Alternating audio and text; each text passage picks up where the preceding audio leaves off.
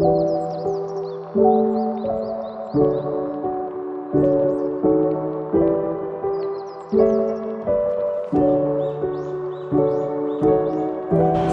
warahmatullahi wabarakatuh.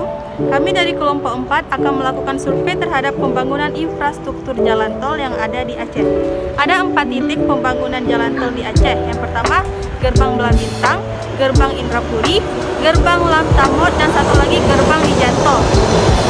Yang pertama, baiklah langsung saja kita telusuri tol yang ada pada Gerbang Belabintang.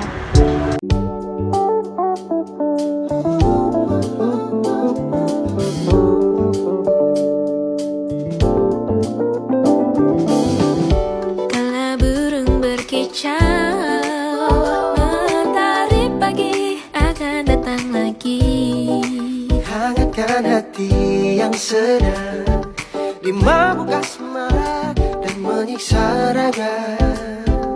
Oh, dimanakah akan ku cari pengganti dirimu? entah di mana.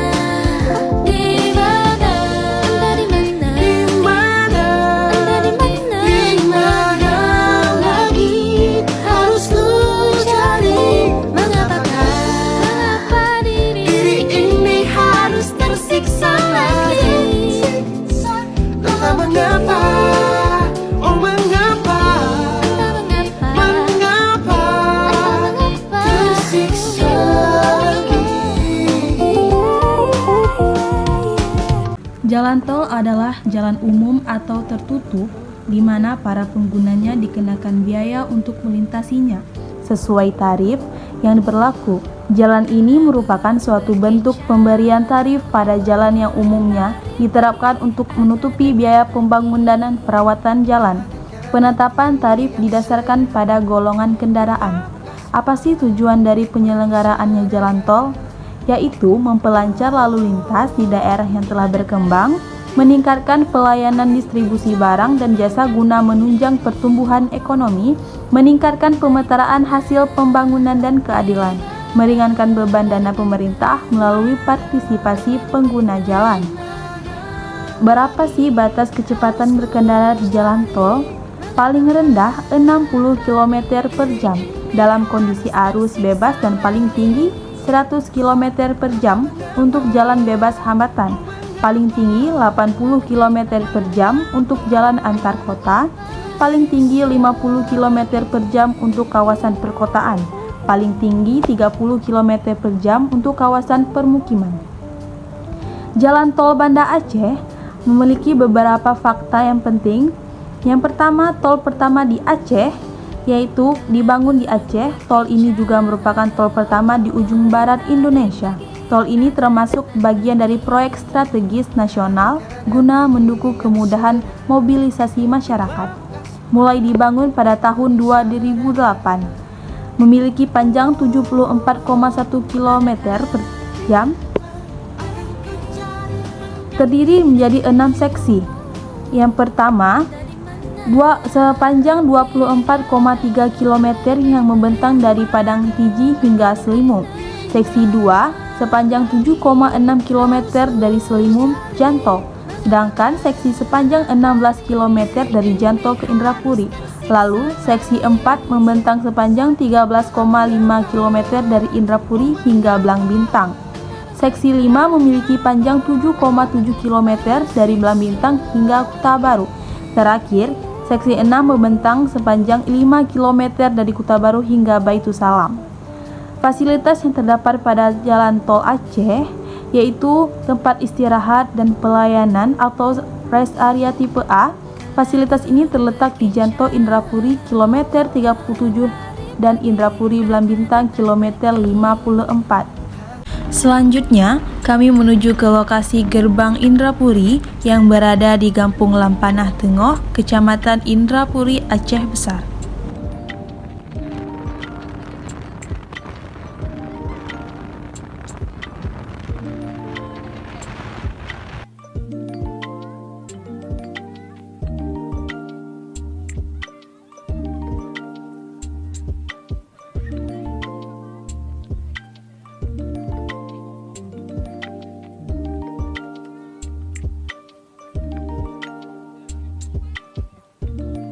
Baiklah, selanjutnya kita lanjutkan dengan survei pembangunan jalan tol yang berada di daerah Indrapuri. Langsung saja kita lihat.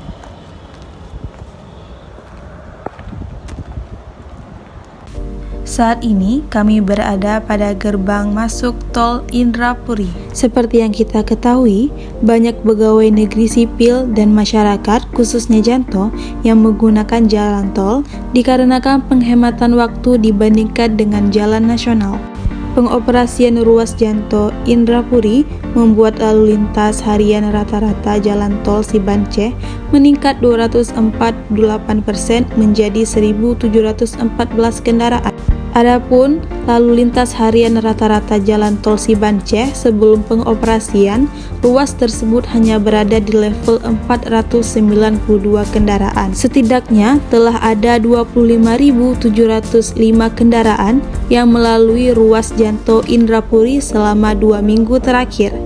Adapun bertarifnya ruas Janto Indrapuri membuat panjang jalan tol Sibanceh yang resmi beroperasi menjadi 19,5 km. Badan Pengatur Jalan Tol mendata konstruksi jalan tol Sibanceh dibagi menjadi 6 bagian dengan total panjang 74 km.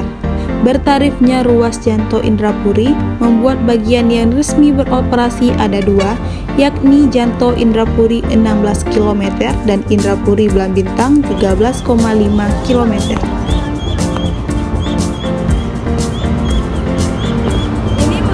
Gerbang Indrapuri yang akan menuju ke Blambintang, Lamtamot, dan Janto.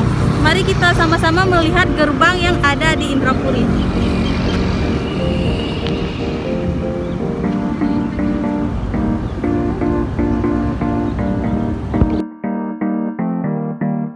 Dibangunnya jalan tol pertama di Aceh ini akan memangkas jarak dan waktu tempuh perjalanan dari Banda Aceh ke Sigli sekitar 2-3 jam. Dengan kondisi jalan yang berkelok-kelok melalui perbukitan, hanya butuh 1 jam perjalanan. Harapannya, adanya kemudahan akses jalan ini akan mendorong pemulihan ekonomi di Aceh, terutama pada koridor Banda Aceh ke Sigli dan sebaliknya.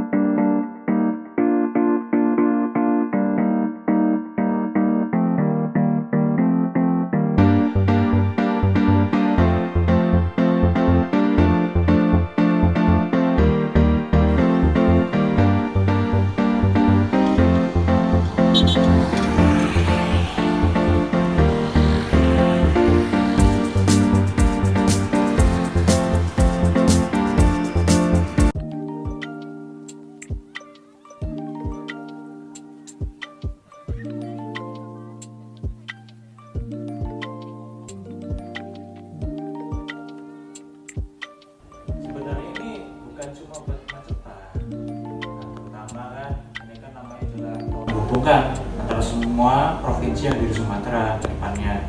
Jadi misalkan nih, ini kan paling ujung di Indonesia kan ya Aceh ya. Nah nanti kalau dengan ada jalan tol ini dari ujung Aceh ini sampai Lampung akan tersambung, otomatis kegiatan perekonomian, terutama distribusi barang dan jasa jadi semakin lancar. Nah, karena semakin lancar, ekonomi di Banda Aceh ini akan semakin baik lagi, bagus lagi. Nah itu dari segi ekonomi. Kalau dari segi lalu lintas, teknik sipilnya ya emang menghindari kemacetan. Nah tapi untuk selama ini karena baru 3 seksi yang dari 6 seksi itu baru dibuka, jadi belum sepenuhnya menghindari kemacetan. Karena banyak juga warga lokal ini memakai jalan nasional karena masih belum tersambung kan, karena ini kan jalan tol dari Sigli ya, Sigli sampai Baitusalam sana. Nah, tapi ini dari Blambintang sampai Silmung yang baru dibuka. Karena kita ada pembebasan lahan juga, jadinya belum selesai sepenuhnya. Dan untuk kemacetannya itu pun masih mengurangi, tapi belum sepenuhnya karena belum tersambung sepenuhnya.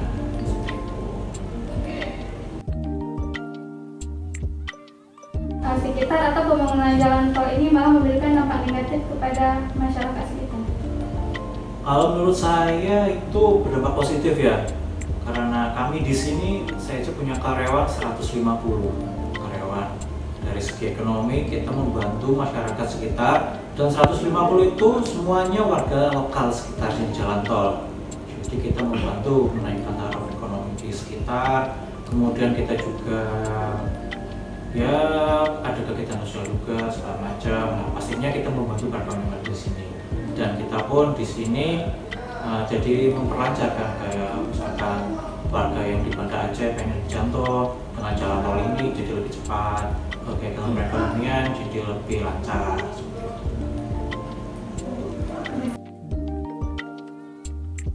Apakah menurut Anda jalan tol di Aceh ini sudah efisien untuk dilintasi? Untuk menurut saya, kalau jalan tol di Aceh ini sebenarnya kurang efisien ya, karena pembangunannya juga belum selesai. Tapi ada sisi positifnya. Sisi positifnya itu jadi menghemat waktu.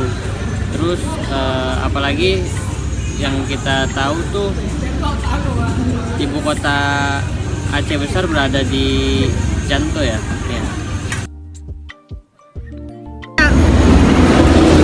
Sebelumnya kami mengganggu waktu luang ibu, dan kami memperkenalkan saya Diani, perwakilan dari kelompok 4 yang melakukan survei terhadap pembangunan jalan tol. Saya ingin menanyakan kepada ibu, bagaimana pendapat ibu tentang adanya jalan tol? Ya, kalau menurut saya sih dengan adanya jalan tol ini sangat bagus ya, karena lebih memudahkan untuk kami para pekerja, lebih dekat jaraknya.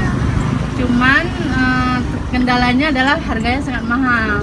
Jadi sekali masuk itu 19.000, jadi kalau pulang pergi itu 38.000. Itu aja sih, kalau untuk ini sangat efisien. Berarti kendalanya cuma di tarif. Iya.